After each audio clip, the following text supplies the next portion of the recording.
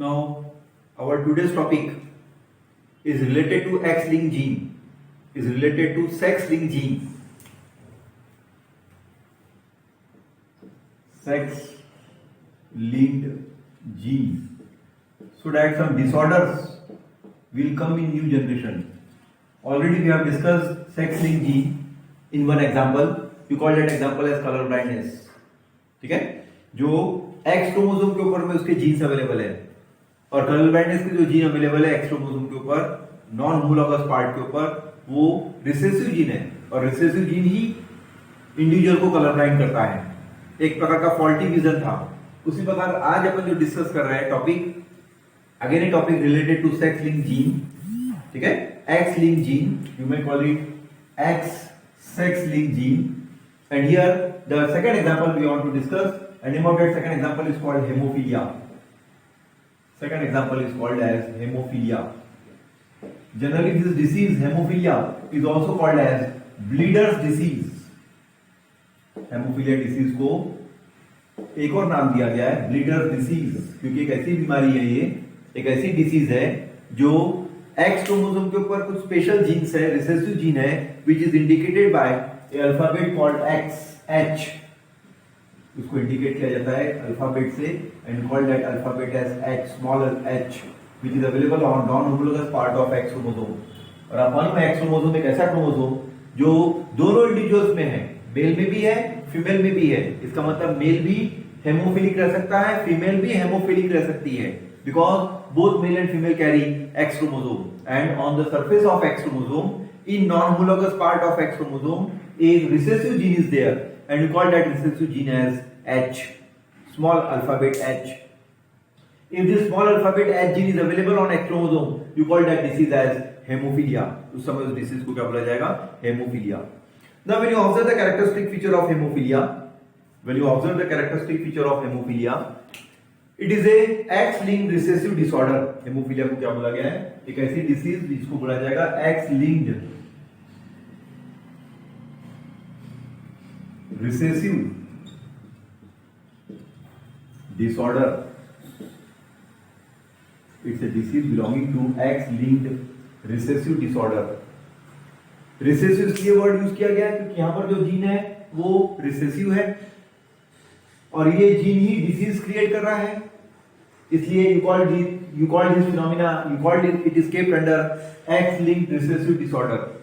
इसका मतलब डिसऑर्डर इसलिए बोला गया है क्योंकि whenever you observe new generation, if parent carries this gene, अगर पेरेंट में ये जीन है हेमोफीलिया के, तो नई जनरेशन जो भी डेवलप होगी उस जनरेशन में ये बीमारी जो है क्या करेगा, वो डेवलप करेगा.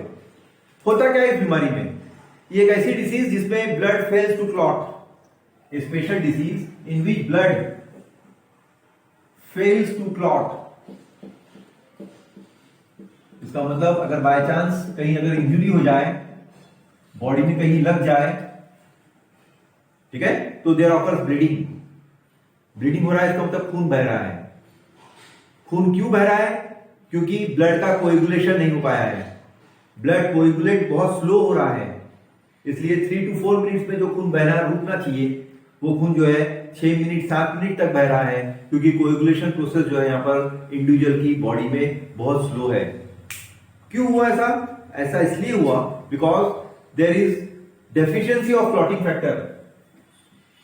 Because the clotting factor is deficient, क्योंकि उस इंडिविजुअल में क्लॉटिंग फैक्टर की डेफिशिएंसी पाई गई है. And name of that clotting factor is generally 8 number clotting factor और 9th number clotting factor is deficient. 8वां नंबर का क्लॉटिंग फैक्टर और 9वें नंबर का क्लॉटिंग फैक्टर जो है उसकी डेफिशिएंसी है, इसलिए बॉडी में ये फिनोमिना जो है डेवलप हुई है. And you call that disease as haemophilia. Generally you call it as bleeders disease. ठीक है, इवन ए माइनर इंजरी भी अगर होती है बॉडी में, if there occurs a minor injury in body, again a bleeding will start. So that whenever you observe the genotypes, अगर इस disease के जीनोटाइप की अगर बात की जाए, suppose you have to prepare one chart having some individuals related to two type of sex are there. You call one sex individual as male individual and one individual you call it as female individual. दो type के individual है. Now observe the genotypes. How the genotypes are prepared when a disease is there and you call that disease as haemophilia. एक individual रहेगा जिसकी body में जो sex chromosome है normal individual है वो. एक इंडिविजुअल रहेगा जो डिसीज है and you call that disease individual as haemophilia. तो जो इंडिविजुअल डिसीज है हेमोफीलिया है, हेमोफिलिक है, उसकी बॉडी में जीनोटाइप्स क्या रहेंगे. और एक पर्सन नॉर्मल है और एक पर्सन जो है यू कॉल इट कैरियर. और एक इंडिविजुअल क्या रह सकता है, कैरियर रह सकता है. इस प्रकार कितने टाइप के इंडिविजुअल्स पाए गए. इस टाइप के आप when you observe total 3 type of individuals are observed when you observe the male as well as female. Now you have to represent the genotypes. अब मेल और फीमेल का आपको क्या करना है, जीनोटाइप्स रिप्रेजेंट करना है. Now first come to first one. Suppose a normal male is there. Suppose a normal male is there, then male है इसका मतलब सेक्स क्रोमोसोम क्या रहेंगे, XY रहेंगे. XY indicates maleness. ठीक है, क्योंकि मेल जो है हेटेरोगैमेटिक है, लेकिन इसके जीन्स कहां मौजूद है, X क्रोमोसोम के ऊपर जीन है. ठीक है, रिसेसिव जीन अगर रहता है तो वो डिसीज क्रिएट करेगा, लेकिन यहां नॉर्मल है, इसका मतलब यहां पर जीन जो है वो डोमिनेंट जीन है. That's why the genotype of normal male becomes X capital HY. अगर हेमोफिलिक मेल है तो उसके जीनोटाइप क्या हो जाएंगे, XY. ये मेल सेक्स ऑर्गन हो गए. हेमोफिलिक है इसका मतलब डिसीज्ड है, you call that genotype as X small hy. These are the genotypes of hemophilic male. Carrier की बात की जाए तो कैरियर कब होगा, जब एक रिसेसिव और एक डोमिनेंट जीन रहेगा तब वो इंडिविजुअल कैरियर होगा. लेकिन ह्यूमन बीइंग में क्रोमोसोम X और Y है, 2 X नहीं है, सिर्फ एक ही X है. इसलिए कैरियर जो है male are not carrier individual. Male जो है हेमोफिलिक कैरियर नहीं रह सकते. अब ये फीमेल नॉर्मल फीमेल है तो उसमें क्रोमोसोम क्या हो जाएंगे, XX. सेक्स क्रोमोसोम XX रहेगा फीमेल में. नॉर्मल इंडिविजुअल है, इसका मतलब here the chromosome gene are X capital H, X capital H. H जो है डोमिनेंट जीन है, इसलिए यहां पर कैरेक्टर एक्सप्रेस नहीं होगा, रिप्रेजेंट नहीं होगा. That's why the female becomes normal. Female haemophilic है तो उसके जीनोटाइप क्या रहेंगे. फीमेल अगर हेमोफिलिक है तो उसके जीनोटाइप आ जाएंगे XX. सेक्स क्रोमोसोम आ गया फीमेल में. और हेमोफिलिक फीमेल है, इसका मतलब यहां पर रिसेसिव जीन रहेगा और वो रिसेसिव जीन ही डिसीज क्रिएट करेगा. That's why the genotype of haemophilic female is X small h, X small h. 2 recessive gene female को हेमोफिलिक बनाया है. अगर एक रिसेसिव जीन फीमेल में पाया गया, एक रिसेसिव जीन है और एक डोमिनेंट जीन है, यहां देखिए एक डोमिनेंट जीन आ गया और एक रिसेसिव जीन आ गया. At that time the female become carrier. ऐसे नंबर ऑफ फीमेल क्या रहेगी, कैरियर रहेगी. तो here you have to represent this genotype. ऐसे जीनोटाइप्स अगर आपको ध्यान में रहते हैं तो बराबर आप इंडिविजुअल को आइडेंटिफाई कर लोगे. ठीक है, हेमोफिलिक मेल क्या रहेगा, हेमोफिलिक मेल के जीनोटाइप्स क्या है, नॉर्मल मेल के जीनोटाइप्स क्या है, नॉर्मल फीमेल के जीनोटाइप्स क्या रहेंगे, हेमोफिलिक फीमेल के जीनोटाइप्स क्या रहेंगे और कैरियर फीमेल के जीनोटाइप्स क्या रहेंगे. If you know it you know details. अब बात आ रही है ये जो डिसीज है हेमोफिलिया, जो X क्रोमोसोम के ऊपर जिसके जीन्स अवेलेबल है, ये एक रॉयल डिसीज कहलाती है. You call this disease as a royal disease because it is generally observed in some royal families of England, Germany, Russia and Spain in 19th centuries और 20th centuries, जहां पर उन females के द्वारा ये 3 to 6 generation तक families में ये ट्रांसफर हुई है. प्रोजेनिस को, ऑफस्प्रिंग्स को ये डिसीज जो है स्प्रेड हुई है. That's why it is generally called as a royal disease. Now come to some marriage. Suppose a marriage occurs between कुछ मैरिज देखते हैं अपन. एक मैरिज देखते हैं अपन हेमोफिलिक मेल की. ठीक है, उस हेमोफिलिक मेल की मैरिज हो रही है नॉर्मल फीमेल से. Suppose a marriage occurs between a haemophilic male if it marries with a normal female. If it marries with a normal female, these are the parents. ये parents है. These are the parents.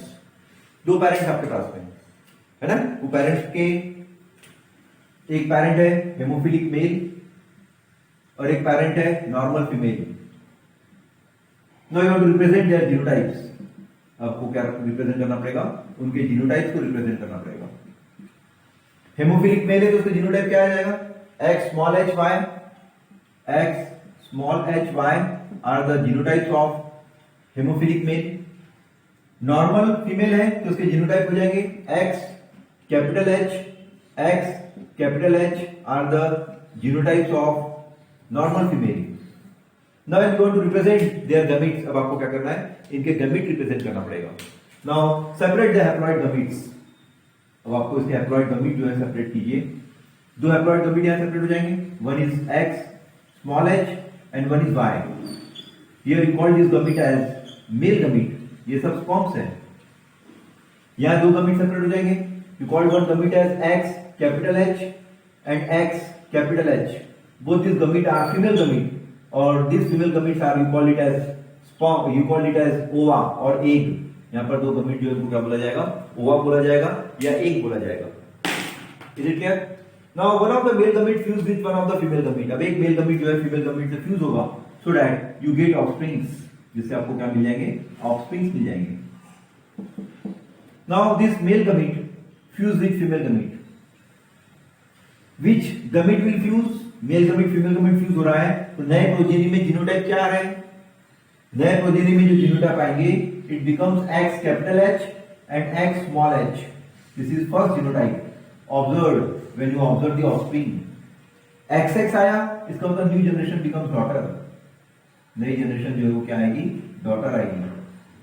ठीक है, लेकिन इस daughter में एक dominant gene है और एक रिसेसिव जीन है. फीमेल में अगर डोमिनेंट और रिसेसिव जीन रहता है, you call that daughter as carrier. तो यहां पर जो डॉटर डेवलप हुई है, जो फीमेल डेवलप हुई है, you call that female as carrier daughter. This is first child obtained here. Now come to second fusion. Again a male gamete carry X स्मॉल h gene fuses with X capital H gene. Again a new generation will form. That new generation become heterozygous. नया generation जो बना है यहाँ पर फिर से क्या बना है, वो हेटेरोजाइगस है. हेटेरोजाइगस मींस एक डोमिनेंट जीन है और एक रिसेसिव जीन है. हेमोफीलिया के एक डोमिनेंट जीन है और एक रिसेसिव जीन है. Again you get a daughter, फिर से आपको एक डॉटर अवेलेबल होगी and that daughter you call that daughter as carrier daughter. यहाँ पर भी जो डॉटर रहेगी अवेलेबल है, उस डॉटर को क्या बोला जाएगा, carrier daughter. This is second offspring which is obtained. Now come to third fertilization. When Y male gamete fuse with XH female gamete, again a new generation will come. That new generation will carry which genotype? It will carry X capital H and Y genotype. XY आया है नया individual, so that you call that new individual as son. Baby जो born होगा वो सन रहेगा. Male child develop हुआ है और H डोमिनेंट जीन है. H अगर डोमिनेंट जीन रहता है, you call that son as normal. उस समय आप उस सन को क्या बोलोगे, नॉर्मल सन डेवलप हुआ है. Now come to last fusion. Again a Y male gamete fuse with XH female gamete. Again a new generation will come. That new generation will carry XY sex chromosome. XY sex chromosome आया है, इसका मतलब फिर से सन का development हुआ है. Born हुआ है, बेबी बॉर्न हुआ है जो है वो मेल है और H डोमिनेंट जीन है और डोमिनेंट जीन रहने के कारण you call that son as normal. अगर रिसेसिव रहता तो यहां पर अपन सन को बोलते हैं हेमोफिलिक मेल, लेकिन यहां पर डोमिनेंट जीन है इसलिए सन जो डेवलप हुआ है वो नॉर्मल सन है. डोमिनेंट जीन अगर रहता है तो इंडिविजुअल क्या रहता है, नॉर्मल रहता है. इस प्रकार चार टाइप के बेबीज यहां पर बॉर्न हुए. If A daughter will born, अगर डॉटर बॉर्न होती है तो डॉटर क्या रहेगी, हमेशा कैरियर रहेगी. इफ सन विल बॉर्न, अगर परिवार में सन बॉर्न होता है तो सन हमेशा क्या रहेगा, नॉर्मल रहेगा. Means there is 50% possibility. इसका मतलब यहां पर 50% पॉसिबिलिटी हुई. ठीक है. If any male child will born, always that male child becomes normal. If a female child will develop, always that female child becomes carrier. हमेशा वो फीमेल चाइल्ड क्या रहेगा, कैरियर रहेगा. इस प्रकार इस